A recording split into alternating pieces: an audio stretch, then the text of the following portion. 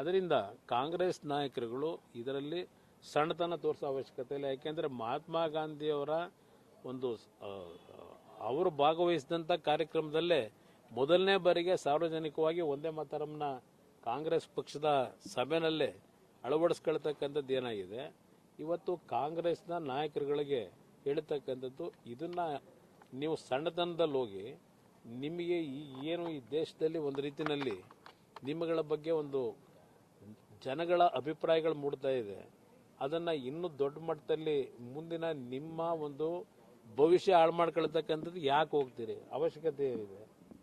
ಈಗ ಸೋನಿಯಾ ಗಾಂಧಿಯಿಂದ ನೀವೇನು ಬಯಸಕ್ಕೆ ಸಾಧ್ಯ? ಸೋನಿಯಾ ಗಾಂಧಿ ಅವರೇನು ನಮ್ಮ ರಾಷ್ಟ್ರದವರ? ಅವರೇನೋ ಹಿಂದೆ ಮದುವೆ ಆದರೂ ಬಂದರು, ಆದರೆ ಅವ್ರ ರಕ್ತ ಹರಿತಿರೋದೆಲ್ಲ ಹೆಚ್ಚು ಕಡಿಮೆ ಇಟಲಿ ರಕ್ತವೇ ಅಲ್ವಾ?